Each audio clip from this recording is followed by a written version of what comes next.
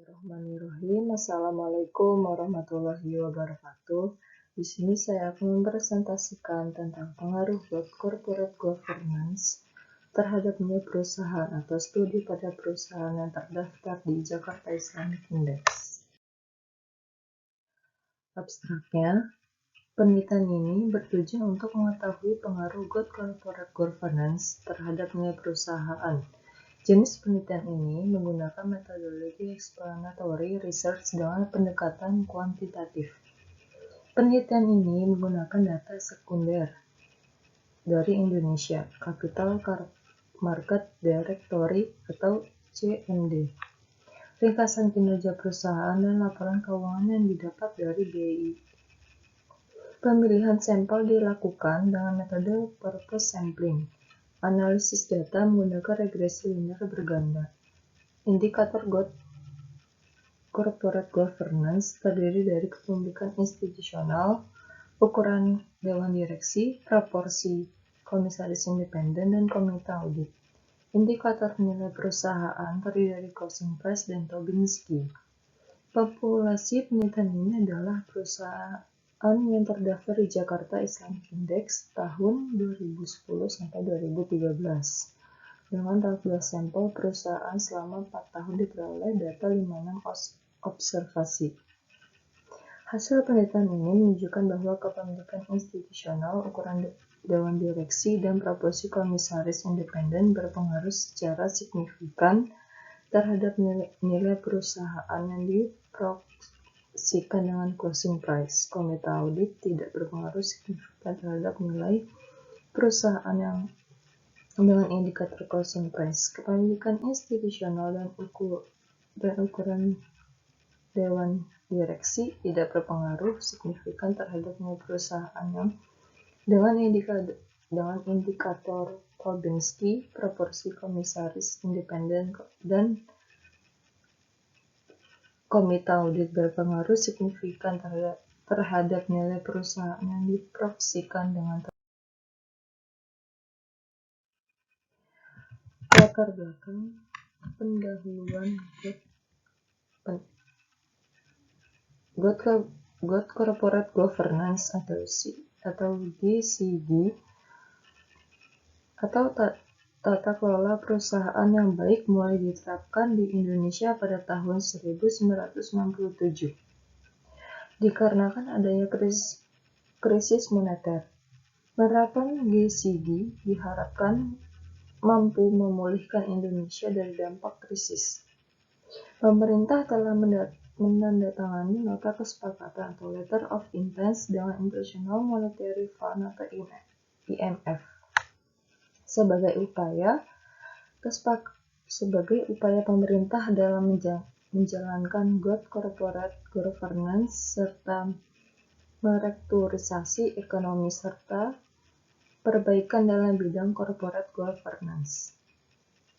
Komite Nasional tentang Kebijakan Corporate Governance atau KNKSG atau yang sekarang lebih dikenal sebagai Komite Nasional Kebijakan Corporate Governance atau KNKG merupakan komite yang dibentuk oleh Menko Perekonomian untuk upaya menumbuhkan kesadaran akan pentingnya penerapan prinsip GCG pada tahun 1969. Tujuan penerapan GCG adalah untuk menciptakan nilai tambah bagi semua pihak yang berkepentingan secara berkesinambungan dalam jangka panjang melalui peningkatan kinerja manajemen guna meningkatkan nilai perusahaan serta mendorong terciptanya pasar yang efisien,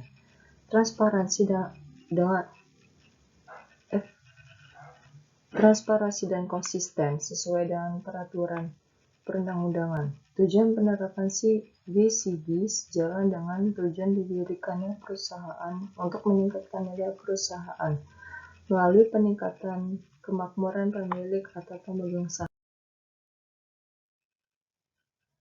Selanjutnya, kajian pustaka.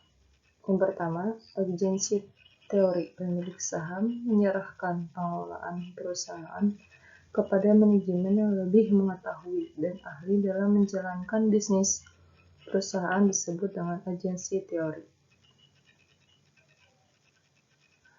Yang kedua, corporate governance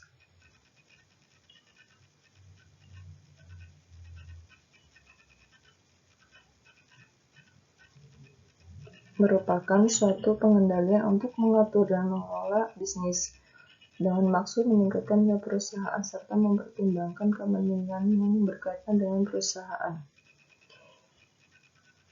Yang ketiga, mekanisme good corporate governance. Yang pertama, kepemilikan institusional. Kepemilikan saham oleh pemerintah dalam suatu perusahaan disebut kepemilikan institusional.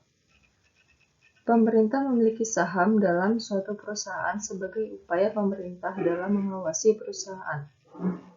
Semakin baik jumlah saham yang dimiliki pemerintah dalam suatu perusahaan, maka memungkinkan pengawasan terhadap perusahaan pun semakin baik. Yang ketiga, ukuran dewan direksi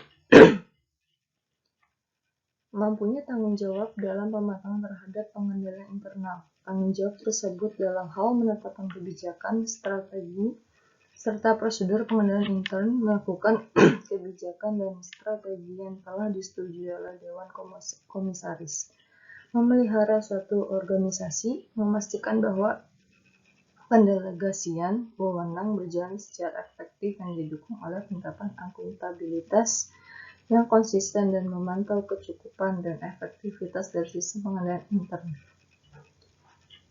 Yang ketiga, proporsi komisaris independen. Komisaris independen adalah dewan komisaris yang berasal dari luar perusahaan yang bersifat independen serta tidak memiliki kepentingan terhadap perusahaan.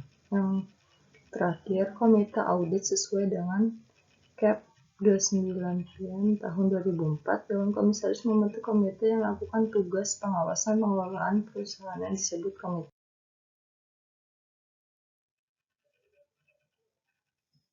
Nilai perusahaan. Investor menilai perusahaan dengan melihat pasar perusahaan.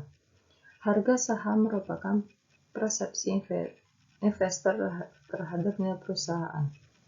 Closing price, harga saham terakhir kali pada saat berpindah tangan di akhir perdagangan, disebut closing price atau harga saham penutupan. Yang terakhir, Tobinski rasio. Tobinski dikembangkan oleh James Tobinski pada tahun 1967, yang merupakan ekonom Amerika Serikat yang berhasil meraih Nobel di bidang ekonomi. Rasio Tobinski memberikan gambaran mengenai penilaian pasar terhadap perusahaan, karena Tobinski didapat dari nilai pasar ekuitas ditambah nilai pasar hutang dibagi nilai book of the value. Sekian presentasi dari saya, kurang lebihnya mohon maaf. Wassalamualaikum warahmatullahi wabarakatuh.